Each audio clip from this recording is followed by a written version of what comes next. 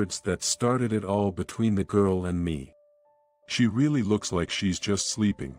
It had been a while since I last saw my sister, quietly closing her eyes. Not laughing, not crying, just sleeping in the cold coffin.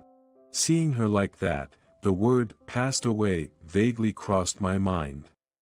But she didn't look dead at all. Her expression was so peaceful, it felt unreal. She was still so young. Someone murmured sadly. My sister was in her mid-30s. After a period of overwork and irregular living, she suffered a stroke.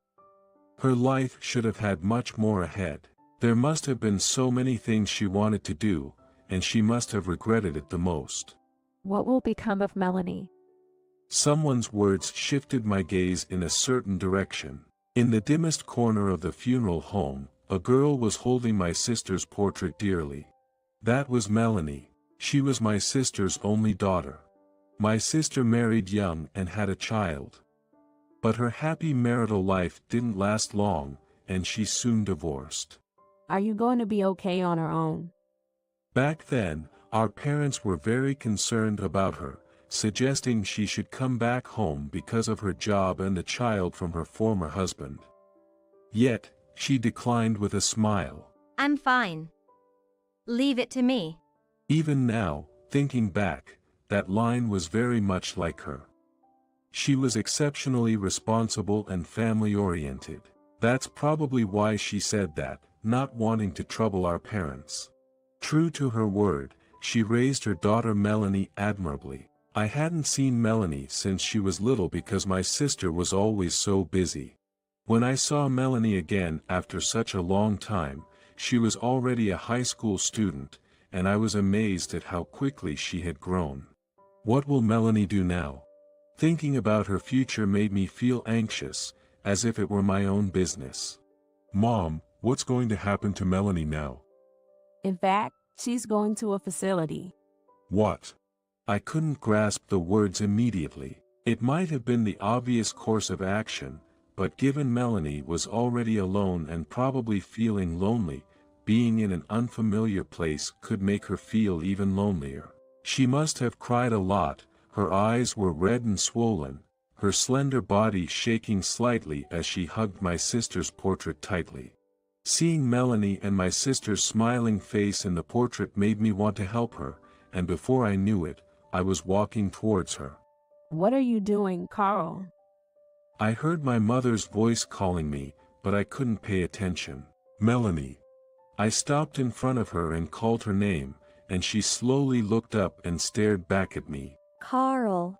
Her voice calling my name was trembling, as if she was about to break. I bent down to meet her gaze and spoke gently. Melanie, if you want, would you like to come to my place?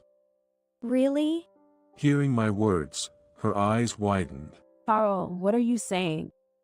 My mother hurried over and grabbed my shoulder, but I reassured her and continued. If you really want to go to a facility, then that's fine. But if not, come stay with me. While saying that, I suddenly remembered my sister's dazzling smile that I had seen since I was young. I want to protect this girl for my dearly beloved sister's sake. Melanie was staring at my outstretched hand, hesitating. I waited, not rushing her, letting her make the choice. Yes. I'll go. She said, looking at me with a determined gaze as she gently placed her hand in mine. If Mom could see this, she'd definitely cry. Yeah, I think so too. After that, we convinced my mother and the relatives, and I went back to my house with Melanie. As soon as we entered the room, Melanie sighed with a look of disbelief. Glancing around my room, it's fair to say it wasn't in the cleanest state. I should have made time to tidy up before bringing her here. I've always been bad at organizing, something my sister used to give me a hard time about, and it brings back those memories. Really, you don't care about it? Never changed since the old days. A voice that sounded my sister's echoes in my head, and I could even see her disapproving, which made me smile. As I saw Melanie's face, thinking how much they were like mother and daughter. Carl, don't just stand there, let's clean up. That moment, Melanie handed me a trash bag, and I took it, snapping out of my reverie. Right, let's get to it. After about 30 minutes of cleaning together, the room having been a mess was quickly tidied up, and then we decided to have a late dinner. Opting for simplicity, we ate the junk food I bought on the way home, which Melanie seemed to enjoy, having not eaten it in a while. So, what should we think for beginning this new life? Can you commute to school from here? It's just a different bus route, so I can commute.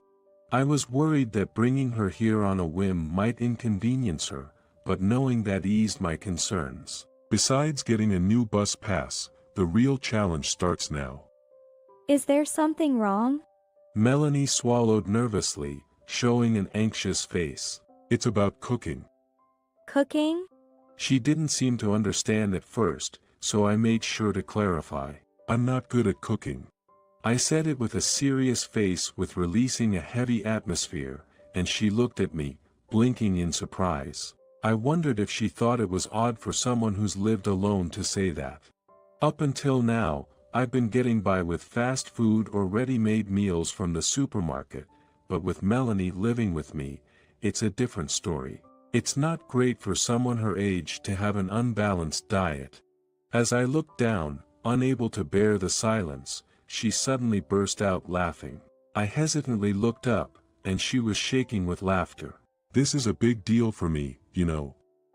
Eating bought meals every day isn't really good, right? I know. That's true. Her continuing to laugh made me feel embarrassed, yet seeing her smile like that was somewhat reassuring. Mom was right.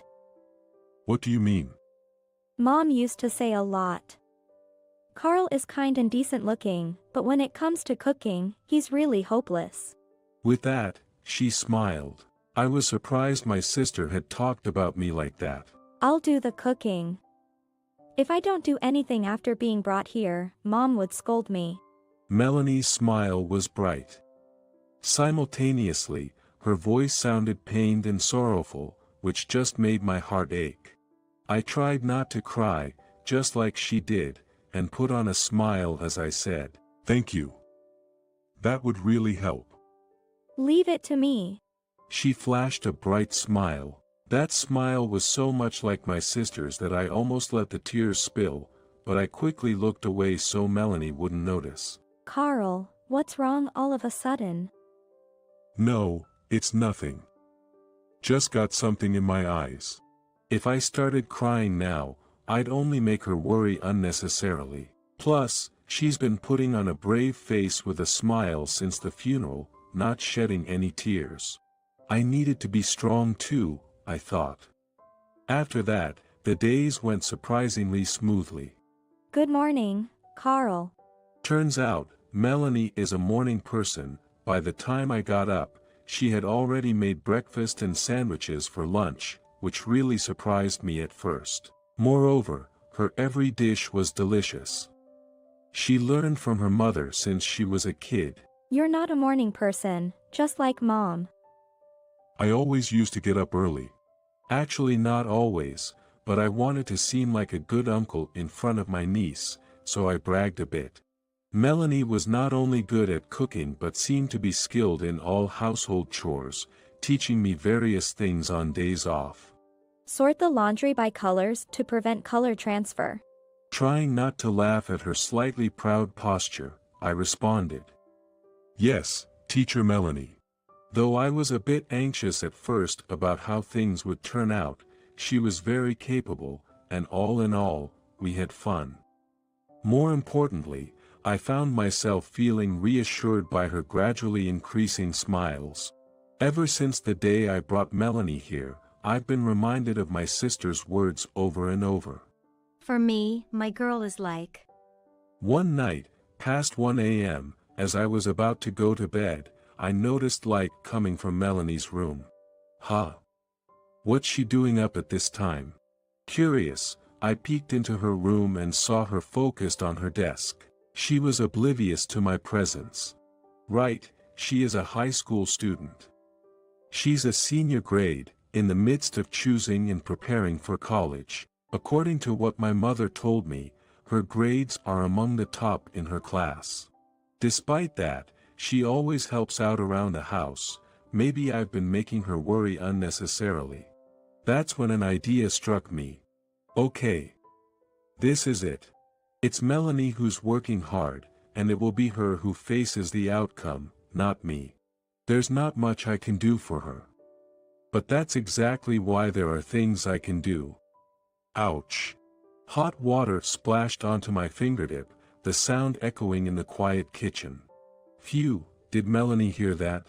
For a moment, I tensed and expected a reaction, but there was silence. I breathed a sigh of relief. All right, this is good. Later, I visited her room again. After knocking softly a few times, I slowly opened the door. Melanie startled by the sound and turned around with a jerk. What's up? Seeing the study notes filled with dense text on her desk, I could tell how hard she's been working. May I come in? Sure. Given she's a teenager, I asked for permission before stepping into her room, then offered her the tray I was holding. I remember your mom mentioned you like hot chocolate, so here. Melanie took the tray, her eyes lighting up at the sight of the hot chocolate and hot dog, her face breaking into a happy smile. Hot chocolate and hot dog, that's an odd combo, right? Yeah, but that's all I could make, and I thought it'd be just right for a late-night snack. You like ketchup, right? I added so much. The hot dog was so simple, but I prepared them with all the love I could muster. Thank you. I'm really happy. This is nothing. Just make sure you don't stay up too late for tomorrow.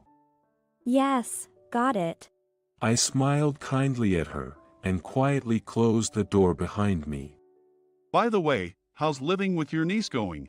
During lunch at the company cafeteria, my coworker Charles, seeing the sandwich Melanie had prepared for me, asked with keen interest. It's going well.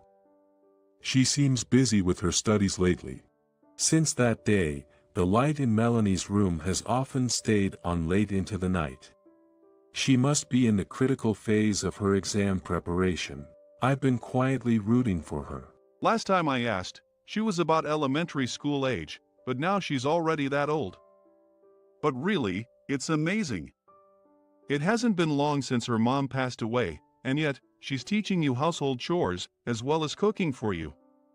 She's really mature, I think. That's right, I think to myself. I hadn't realized how capable Melanie was until we started living together. When I saw her at the funeral after a long time, her eyes were red and swollen. She must have cried a lot.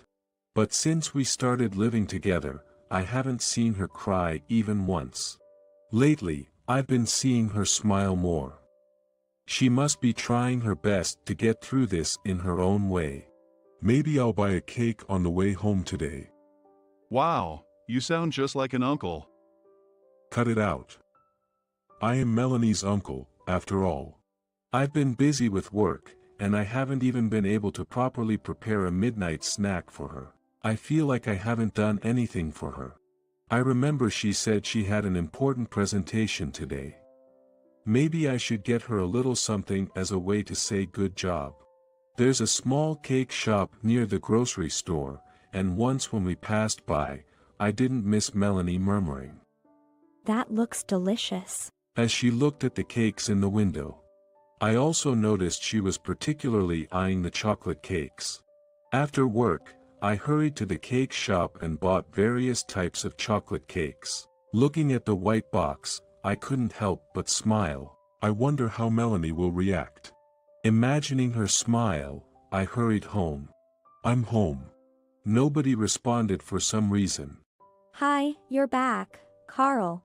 The usual greeting wasn't there. What's going on? Wondering, I walked down the hall, and noticed a faint light coming from Melanie's room. Maybe she was concentrating on her studies, cooped up in her room. I moved slowly towards it. I was feeling somehow that I needed to be quiet, though it's my own house. With each step closer, Faint voices reached my ears, growing louder until I realized it was the sound of crying. My heart clenched. Had Melanie been crying alone in her room that whole time? I believed she was doing so well. I chose to watch over her from afar, believing in her strength. I'm right here for her, but what am I doing? I slowly grasped the doorknob and said, "Melanie, I'm coming in, okay?" As I opened the door, Melanie turned around quickly, surprise written all over her face. Tears were rolling down her cheeks. It's not what it seems. I mean, Trying to hide her tearful eyes and wet cheeks, she roughly wiped them with the sleeve of her shirt. My heart ached at the sight, and I gently approached and hugged her. "It's okay to cry." At my words, her face froze for a moment, then contorted as she began to cry. "You've done really well." Her small body leaned into me, and the next moment, she burst into loud sobs, tears streaming down her face. I should have done this for her long ago. Melanie was bearing it all alone, and I took her strength for granted. I felt really sorry. I gently stroked her small head. After crying for a while, she seemed to calm down and started to speak. I've been trying hard with my studies, but after Mom passed away, my grades dropped, and I felt so frustrated.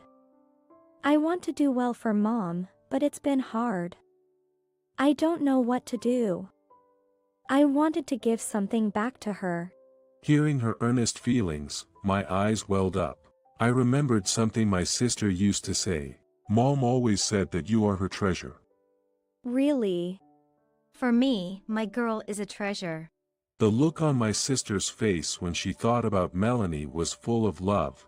It was clear how deeply she adored her daughter. "You don't have to push yourself too hard. Just by living happily every day, Mom would be happy. And as for studies, there's always a chance to make up for it. You've done your best, and that's enough to repay her. So, don't be too hard on yourself. And if you ever find things tough, please talk to me. To me, you are as precious as a treasure." With tears still streaming down her face, Melanie smiled a relieved smile at my words. Thank you, Carl. Maybe I've been forcing myself to put on a brave face, trying not to be a burden. Not at all. You're a great girl, and you've really been a big help. Oh, that's right. I bought some chocolate cake on my way home. Let's eat it together. Yes. I'll eat it. Seeing Melanie's happy face as she ate the cake made me smile too.